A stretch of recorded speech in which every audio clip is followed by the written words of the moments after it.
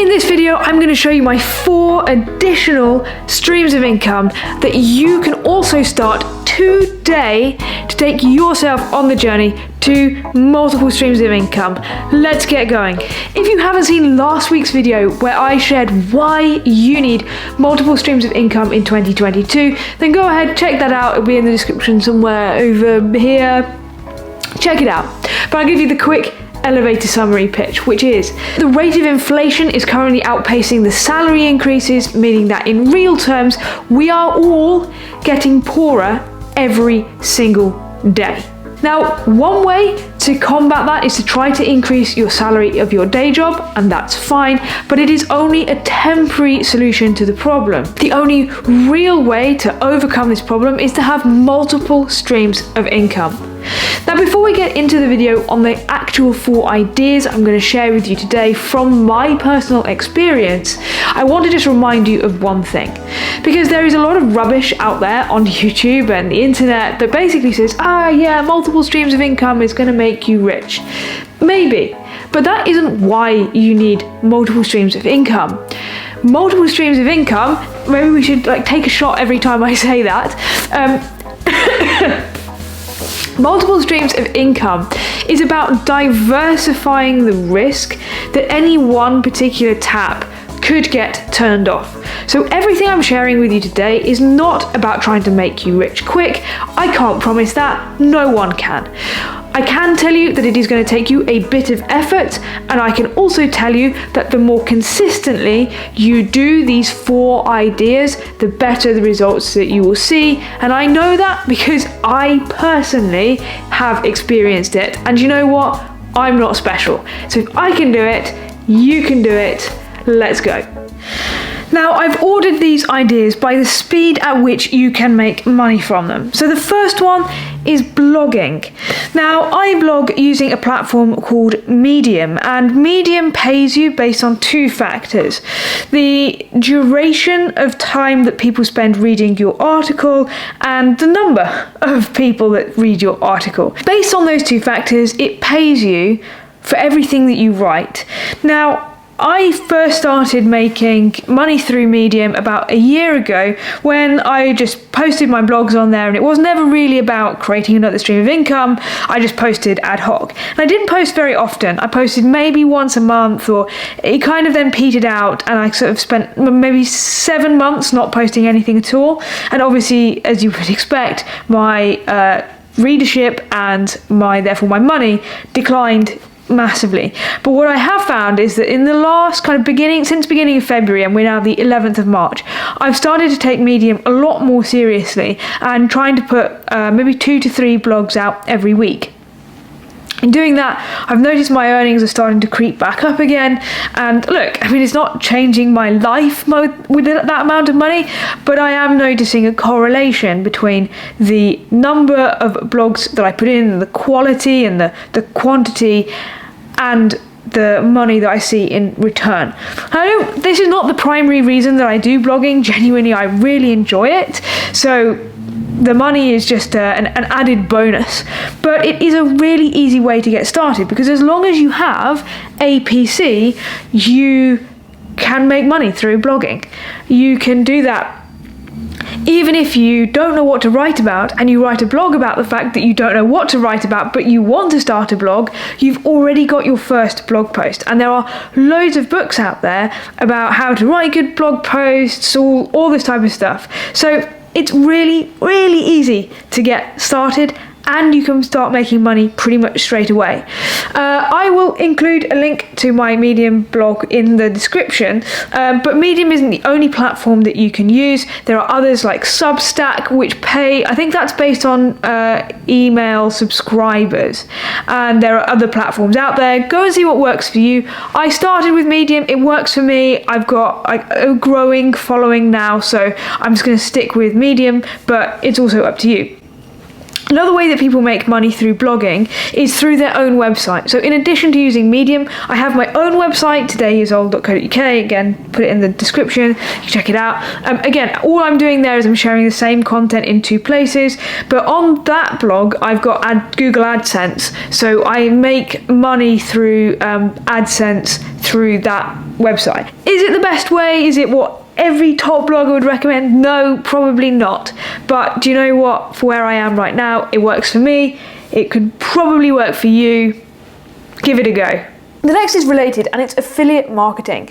Now, affiliate marketing is a big business, and there are some people making serious money this way. So what is affiliate marketing? Well, it's when a company gives you a unique code or a unique URL, some way to identify that when a customer makes a purchase using your code or using your URL, they give you a percentage of the customer's purchase price. For example, I am an affiliate with a company called Brain FM. Now, I've talked a little bit about this on the channel before. Brain FM is a kind of productivity and also meditation platform slash app that is there to help you use binaural beats to help turbocharge your productivity.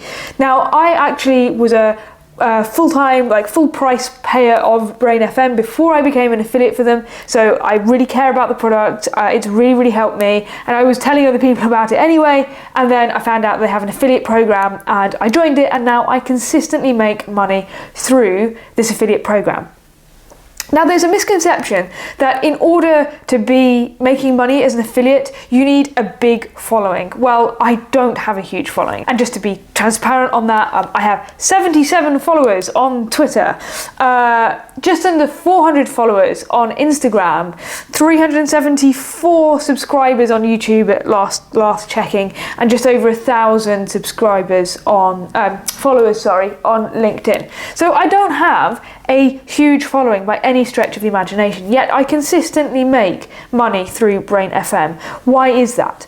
Well, that's because the product that I am advertising, if you like, or product that I'm an affiliate for, is a product that I genuinely care about, that I personally use, and is relevant to the brand or the type of content that I put out on these platforms anyway. So no, I don't have a huge following, but my conversion is quite good because it's very relevant to me as a person and me as a brand. Sounds very, very corporate, doesn't it? But my point is, if you're sitting at home thinking, yeah, that sounds great, but I don't have that many followers, cool, nor do I, and I still do it. So how do you get started? Personally, I would suggest you start by looking at what products do you use regularly, and have you kind of recommended to other people that they've genuinely found helpful?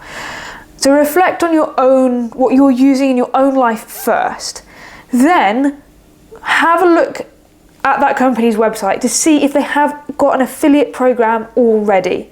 If they do, go and apply to it. Right? This is what I did with Brain FM. I had a look, found that they had an affiliate program.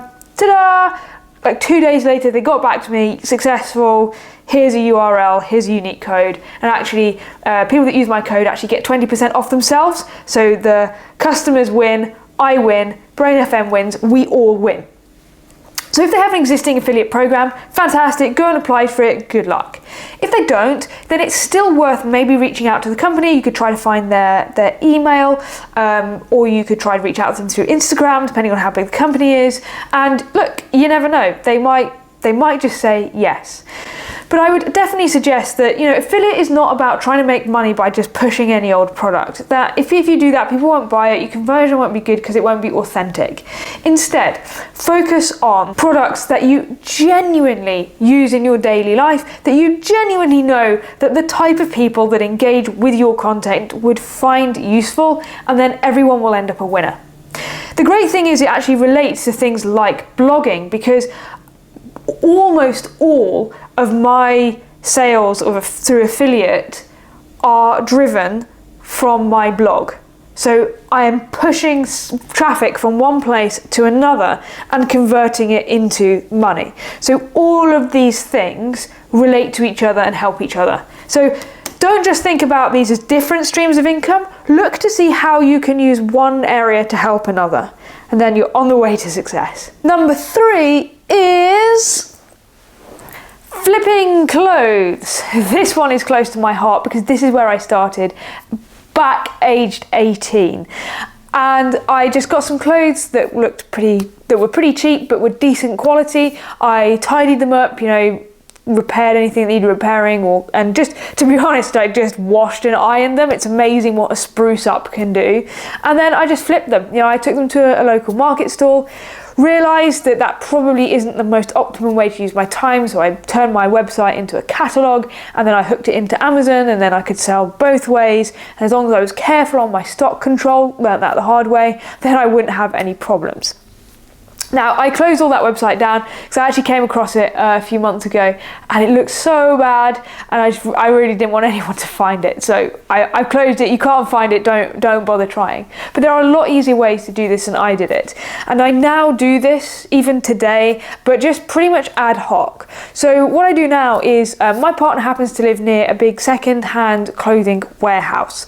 So these clothes are very, very cheap, but they are high street clothes generally. So I predominantly pick up like Ted Baker stuff, for example, mint velvet, things like that. And they are really slashed prices, but they are some good quality items. Great example is I picked up a dress that I paid £30 for, but it still had the original Ted Baker tag on, and that was for £159.99. Now, I wasn't able to flip it for the full price. I think I got something like 100 or 120 for it, but even then, right, that's a pretty decent return. Now, I don't do it consistently because, to be honest, I began this year by trying to do a lot of things for multiple streams of income, and then I found that I really couldn't manage my time that well. I was having no free time, I had no energy, and it just wasn't really working. So what I've done now is I've reined in the number of things I do, but I do them in more depth. I'll just talk about that in a minute as well. So now, as and when I'm out and about, if I see something that I think is a good price, that I think I can flip, then I will. But I don't actively go out and invest time in looking for bargain buys anymore. But it's certainly something to consider if you're close to a clothing warehouse, or there are these pop-ups where you can buy clothes by the kilo. These are great ways to pick up some very, very good bargains and then just flip them.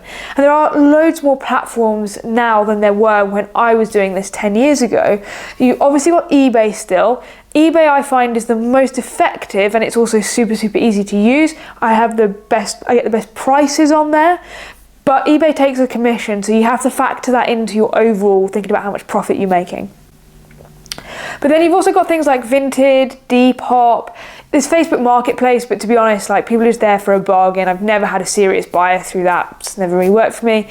But platforms like that are great. And the more you do it, the more you get to see, okay, what is really selling well right now? What, therefore, should I be buying and positioning? And what you'll probably find is that different platforms lend themselves to types of clothes or different brands. Some things will sell better in one place than another.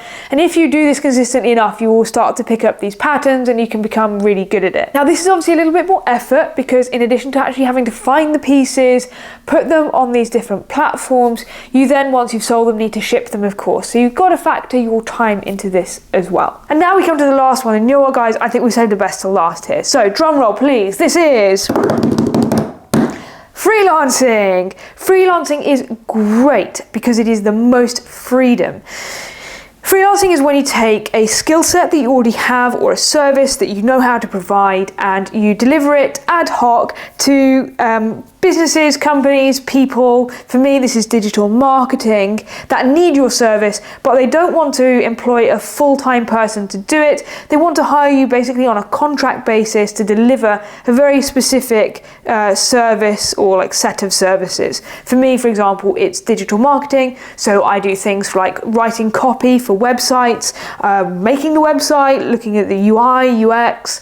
I can advise on marketing strategy. I can write marketing strategy. strategy, I can support with social media, things like that. And what people do is they come through my website and they make an inquiry and we have a chat and we talk about what they need, and if I can fulfill that need and I have the time, then I will say yes, and they will pay me per job for that work. And the difference between that and like having a job is that they are paying me for a very specific set of deliverables. For example, I'm currently working on the copy for a recruitment website, and once I have delivered that copy, like that is the job done. If they want me to do something else, we'll write another contract and so on and so forth. But obviously it's different to when you've got a job and it's not a kind of regular monthly salary. It's very much a deliverables based pay. But here's the thing. Back in January, I did loads of cold outreach where I just simply cold emailed a whole bunch of people advertising my services. And what that did is it generated a bunch of leads back into me, but then I couldn't necessarily do all of the work. So instead of saying, no, sorry, too busy, did something else. I turned my freelancing kind of sole trade brand into a bit of an agency. Because what I've done is I found people who I know and trust, so I know that they can do good quality work. And I have basically a 0 hours contract agreement with them, whereby if a lead comes in that maybe I'm not quite the right fit for that particular piece, but I know one of these other people is, then I will basically subcontract the work out to them. They will deliver the work under the brand name of my agency, but I'm subcontracting out to them. I pay them a rate, the original company pays me a rate, I take a turn on the profit, they win, the company wins, I win, we all win, and it means that I don't have to say no to work, and it keeps the relationships alive, and I only create these kind of contractor relationships with people who I know well. There are people out there that just go sell work and then they go to staff it via Fiverr or Upwork, and that's fine if that's what you want to do, but I think it's best to work with people that you know well and trust. Now look, all of this sounds like it could take a really long time. And you know what? In January, it did. I was spreading myself way too thin across way too many different types of income and not really getting time for myself or really doing things properly. So what I learned is this: there are times when you will need to do a bit of that, because now my marketing agency generates leads without me really needing to do too much. If I've got the bandwidth to take on the work, great. If not, if somebody else in the agency does, great. If they don't, fine, we'll say no to it. But only by having that kind of almost warrior period of just marching forward, doing everything, have I been able to sow the seeds that have reaped the benefits later. However, I now prioritize what streams of income I'm going to work on based on what do I enjoy the most. Because at the end of the day, multiple streams of income is not about trying to make you feel like you have so many jobs and so much stuff to do. If it isn't fun, you won't stick with it. If you don't stick with it, you'll never see the benefits. So what I have now focused on doing is I focus my time on blogging and on affiliate marketing. If I see some clothes I think I can flip, fine, great. If an inquiry comes in through the website and it works out, great. But I only focus my time on the first two. And because I'm just boosting my visibility through the blog, people are now also finding my marketing agency. And so because of that, everything kind of feeds into the other. So here's my top 2 bits of advice. Number 1, do focus on trying multiple streams of income.